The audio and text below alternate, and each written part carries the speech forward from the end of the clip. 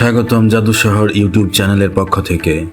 আপনি কি জানেন পৃথিবীতে এমন একটি গ্রাম আছে যেখানে টাকার লেনদেন নেই, যেখানে সবাই সমান, সবাই একসাথে কাজ করে এবং সুখে বসবাস করে। এটি কোনো কাল্পনিক কাহিনী নয়, এটি ভারতের বাস্তব একটি স্থান যার নাম অরোভিল। একটি গ্রাম যেখানে 60টিরও বেশি দেশের মানুষ একসাথে বসবাস করে, এক ভাষায় নয় বরং মানবতার ভাষায় একতাবদ্ধ হয়ে। অরোভিল অবস্থিত ভারতের দক্ষিণাঞ্চলে তামিলনাড়ু রাজ্যের বিল্লুরপুরম জেলায়। এটি পদুচেরি শহর থেকে মাত্র 10 কিলোমিটার দূরে এবং চেন্নাই থেকে প্রায় 150 কিলোমিটার দক্ষিণে অরোভিলের অবস্থিত। অরোভিলের অর্থ দ্য সিটি অফ ডন, অর্থাৎ ভোরের শহর। এই গ্রাম প্রতিষ্ঠা করেন একজন ফরাসি নারী, মীরা আলফাসা, যাকে সবাই দ্য মাদার নামে চেনে। তিনি ছিলেন ভারতীয় দার্শনিক শ্রী অরবিন্দের ঘনিষ্ঠ অনুসারী। 1968 সালে জাতিসংঘ ও ভারত সরকারের যৌথ উদ্যোগে তিনি এই গ্রামের ভিত্তি প্রস্তর স্থাপন করেন। উদ্দেশ্য ছিল এমন একটি স্থান তৈরি করা যেখানে সারা বিশ্বের মানুষ ধর্ম, জাতি বা দেশের ভেদাভেদ ভুলে একত্রে বসবাস করবে। 1968 সালের 28 ফেব্রুয়ারি প্রায় 124টি দেশের প্রতিনিধিরা অরোভিলের কেন্দ্রে এসে মাটির পাত্রে তাদের নিজ দেশের মাটি ঢেলে দেন। সেই মাটির মিশ্রণ দিয়েই তৈরি হয় ইউনিটি প্যাভিলিয়ন, যা আজও ঐক্যের প্রতীক হিসেবে দাঁড়িয়ে আছে। অরোভিল গ্রামটি একেবারেই পরিকল্পিত একটি স্থাপত্যের নিদর্শন। এখানকার পুরো বিন্যাসটি তৈরি করা হয়েছে একটি মানবদেহের প্রকৃতি আকারে। মাথার জায়গায় রয়েছে বিশাল গোলাকার স্থাপনা মাতৃমন্দির, যা অরোভিলের হৃদয় বলে পরিচিত। মাতৃমন্দির দেখতে অনেকটা সোনালী রঙের সূর্যের মতো। এর ভিতর আছে একটি বিশাল সাদা মার্বেল কক্ষ, যেখানে মাঝখানে রাখা আছে একটি ক্রিস্টাল বল। এই স্থানে মানুষ ধ্যান করে, নীরবে নিজের আত্মার সঙ্গে কথা বলে।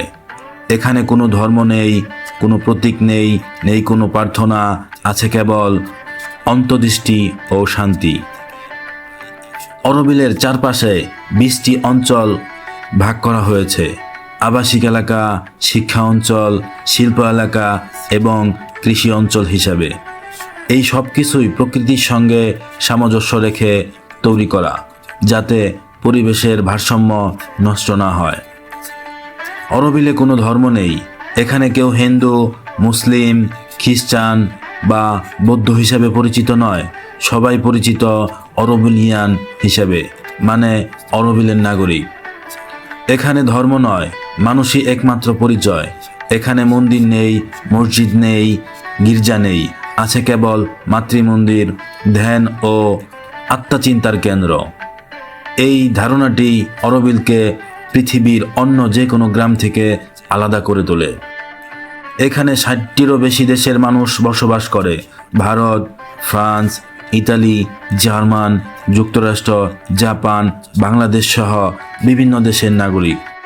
সবাই একসাথে কাজ করে, একসাথে খায়, একসাথে সিদ্ধান্ত নেয়।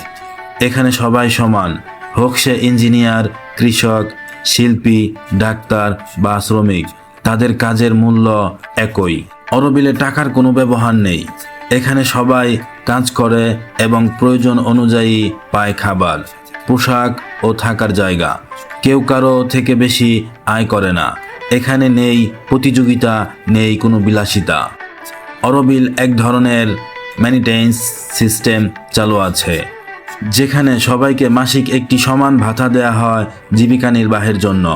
অরোভিলের আভ্যন্তরীণ লেনদেন চলে একটি ডিজিটাল অরো কার্ড সিস্টেমের মাধ্যমে, যার কোনো নগদ মূল্য নেই। এখানে টাকা মানেই সাফল্য নয়, বরং সাফল্য মানে সমাজের জন্য কিছু করা আর প্রকৃতির সঙ্গে ভারসাম্য রক্ষা করে বেঁচে থাকা। অরোভিলে কোনো প্রচলিত স্কুল সিস্টেম নেই। এখানে শিক্ষার্থীরা বই মুখস্থ করে না। বরং শিখে, কাজ করে, প্রশ্ন করে এবং নিজের প্রতিভা আবিষ্কার করে। শিক্ষার মূলনীতি হলো জীবনের অভিজ্ঞতার মাধ্যমে শেখো। এখানে কোনো বাধ্যতামূলক পরীক্ষা নেই, বরং শিশুদের শেখানো হয় প্রকৃতি, শিল্প, কারিগরি দক্ষতা, কৃষি, পরিবেশ সংরক্ষণ, ধ্যান ও আত্মচেতনা। কর্মসংস্থানও এখানকার সমাজেরই অংশ।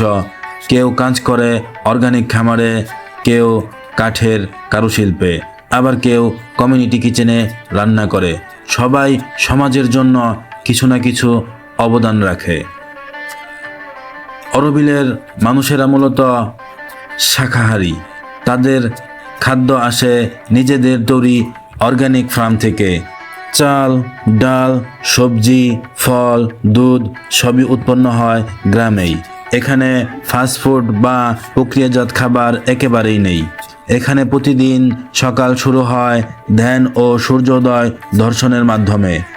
এরপর সবাই কাজে বের হয়, কেউ যায় কৃষিক্ষেতে, কেউ শিল্পকেন্দ্রে, কেউ স্কুলে। দিন শেষে সবাই মিলে বসে কমিউনিটি ডিনারে, যেখানে কেউ বেশি কেউ কম নয়, সবাই সমানভাবে অংশগ্রহণ করে। অরোভিলের উৎসবও অনন্য। এখানে কোনো ধর্মীয় উৎসব নেই, বরং পালন করা হয় ইউনিটি ডে, প্লেস ফেস্টিভ্যাল এবং আর্থ ডে। সবাই মিলে গান, নাচ ও ধ্যানের মাধ্যমে আনন্দ ভাগ করে নেয়। অরোভিলের অন্যতম লক্ষ্য হলো পরিবেশ রক্ষা।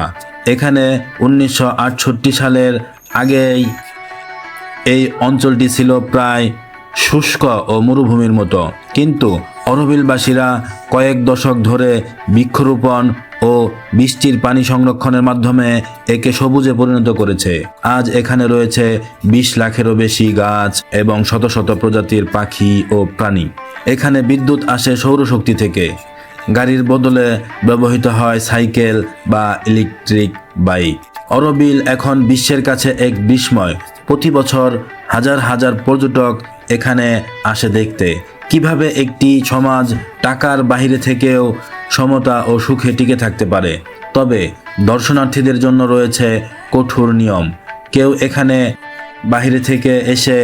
বাইরে থেকেই ঘুরে দেখতে পারে, কিন্তু অরোভিলের নাগরিক হতে চাইলে বছরের পর বছর সেখানে কাজ ও কমিউনিটির নিয়ম মানতে হয়।